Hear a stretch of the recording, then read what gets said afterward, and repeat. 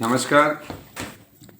આજે આપણે દાદાની વાર્તાઓમાં મળી રહ્યા છીએ. આજના ગુજરાત સમાચારની જગમગ પૂર્તિમાં ભાઈ શ્રી દુર્ગેશ ઓઝાએ એક વાર્તા લખી છે.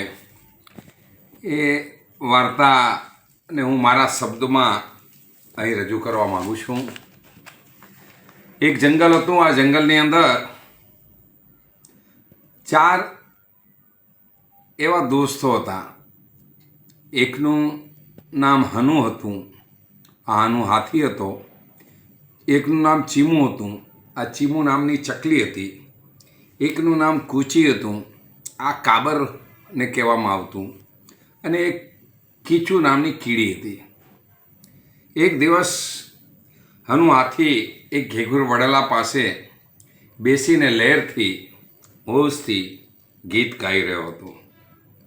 ચાંદો તારા સૂરજ ચમકે, આ જોઈ આ હનુડો મલકે. એ ગીત ગાઈ રહ્યો હતો. એટલામાં ત્યાં કૂચી કાબર આવી.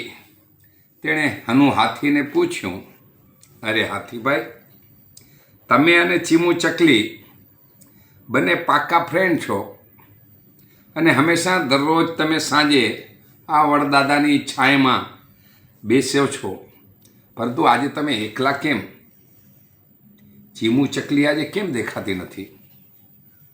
શું તે બીમાર છે?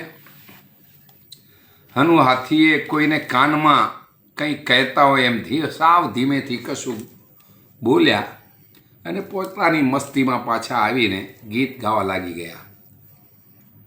કાબરને સમજાણું નહીં કે હનુ હાથી શું બોલ્યા કે કોને બોલ્યા, પરંતુ એ ગીત ગાવા હનુ હાથી લાગી ગયા. ચક્કી બોલે ચી ચી ચી, મને કહે પાણી પી પી પી. ચકલી ગાતી ચી ચી ચી, હાથી હસતો ખી ખી ખી. પછી તેણે ગીત ગાવાનું બંધ કર્યું અને કૂચી કાબરને પૂછ્યું, બોલ કાબર, ખીચુડી, કેવું લાગ્યું મારું ગીત? કાબરે હાથીની આસપાસ 2-3 ચક્કર માર્યા. ચારે બાજુ ધ્યાનથી જોયું. પછી માથું ધૂણાવ્યું અને હાથીને કહ્યું, હનુભાઈ, તમે ગીત તો બહુ સરસ ગાયું, પણ આ ગીત તમે એકલા ગાતા હો એવું મને લાગ્યું નહીં. કોઈક તમારી સાથે ગાતું હતું એવું મને લાગ્યું. તમારા ગાયેલા ગીતમાં જ્યારે ચી ચી ચી આવતું હતું ને, તે કોઈ બીજું ગાતું હોય એવું મને લાગતું હતું. તમે આટલું સરસ ગાઈ જ ન શકો. એનો અર્થ એ થયો કે ચીમુ ચકલી તમારી આજુબાજુમાં ક્યાંક રહીને આ ગીત ગાતી હતી. સાચું કહેજો હાથીભાઈ, આ ચી ચી ચી કરવા તમે માત્ર ચાળા પાડ્યા હતા, હાવભાવ કર્યા હતા? ગીતના પાછળના શબ્દો તો ચોક્કસ મને લાગે છે ચીમુ ચકલીના અવાજમાં હતા. હાથીભાઈ કહે, હા, તું સાવ સાચી છો. તારું નામ તો છે કૂચી, પણ તને ઊંધું બોલીએ તો ચીકુ થાય. ચીકુનો અર્થ એક સરસ મજાનું મીઠું ફળ. કૂચી ચીકુ ચીકુ કૂચી, કૂચી ચીકુ ચીકુ કૂચી. હા તો સાંભળ કૂચી કાબર, તું પૂછે છે ને કે ચીમુ ચકલી ક્યાં? જો આ મારા સુપડા જેવા કાન, મોટા કાન તને દેખાય છે? તું એમાં ધ્યાનથી જો. કૂચી કાબરે હાથીના કાનમાં ધ્યાનથી જોયું તો ત્યાં એને ચીમુ ચકલી બેઠેલી દેખાણી. અને હાથી દાદાએ કહ્યું, હું જ્યારે ગીત ગાતો હતો ત્યારે ચકલી કાનમાં બેઠા બેઠા ધીમા ધીમા સૂરે મારી સાથે મારા ગીતમાં સૂર પુરાવતી હતી અને ચી ચી ચી કહેતી હતી. અચ્છા, કાબરે કીધું, એટલે તમે જે ધીમેથી મને ન સંભળાય તેમ ચકલીને સૂર પુરાવા કીધું હતું. બરાબર ને હાથી દાદા? આટલું બોલતા જ ચીમુ ચકલી ફરર કરતી હાથીના કાનમાંથી ઉડીને હનુ હાથીની બાજુમાં આવીને બેસી ગઈ અને કીચું કાબરને કહ્યું, હું આ રહી બેન, મારું નામ ચીમું, પણ હું નથી ઉડતી ધીમું. મારું નામ ચીમું, પણ હું નથી ઉડતી ધીમું. ફરર કરતી હું તો ક્યાંયથી ક્યાંય પહોંચી જાઉં. ત્યાં તો અચાનક કીચું કીડી બોલી, હાથીભાઈ, બીજા એને દેખાય કે ન દેખાય, પણ મેં તો તમારા કાનમાં બેઠેલી ચકલીને જોઈ લીધી હતી. મારું નામ કીચું, પણ મેં બધું દીઠું.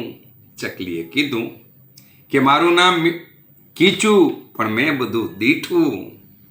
એમ કહીને કીચું કીડી ગાવા લાગી, હાથીભાઈ તો મોટા લાગે મોટા પાડા, એ પાડે ખૂબ બરાડા, પણ નથી જરાય બાડા. નજર એમની બહુ ચકોર, જુએ સરસ એ ચારે કોર. હાથીભાઈ તો જાડા લાગે મોટા પાડા. એટલામાં હાથી દાદાએ કીધું, જો ત્યાં રસ્તામાં મોટો પથ્થર છે, ચાલો આપણે ચારે મળીને એ પથ્થરને ત્યાંથી હટાવી રસ્તાની એક બાજુ કરી દઈએ, કેમ કે અંધારામાં એ પથ્થર કોઈકને લાગી જશે. કાબર રાજી થતાં બોલી, હાથીભાઈ, તમે પથ્થર હટાવવાની વાત કરી, પરંતુ અમે તો તમારાથી ખૂબ નાના છીએ, પરંતુ તેમ છતાં આવા સરસ મજાના સારા કામમાં, આવા માનવતાના સારા કામમાં અમે અમારાથી જેટલું થશે એટલું તમને ચોક્કસ સહયોગ આપશું. આ તો સેવાનું કામ છે. કીડીએ પણ કાબરની વાતમાં માથું હલાવીને હા પાડી. પછી તો હનુ હાથી, ચીમુ ચકલી, કૂચી કાબર અને કીચું કૂડીએ સાથે મળી પથ્થરને ધીરે ધીરે રસ્તામાંથી હટાવીને રસ્તાની બાજુમાં મૂકી દીધો અને એક સારું કામ કરવાનો ચારે જણાએ સંતોષ લીધો. વડદાદા બધું જોતા હતા. એમણે જોતાં આ ચારેને ખૂબ ખૂબ આશીર્વાદ આપ્યા. કીડી, કાબર, ચકલી ને હાથી ચારે ભેગા મળીને ડાન્સ કરતાં સમી સાંજને મધુરી બનાવી દીધી. ખાધું પીધું ને રાજ કીધું.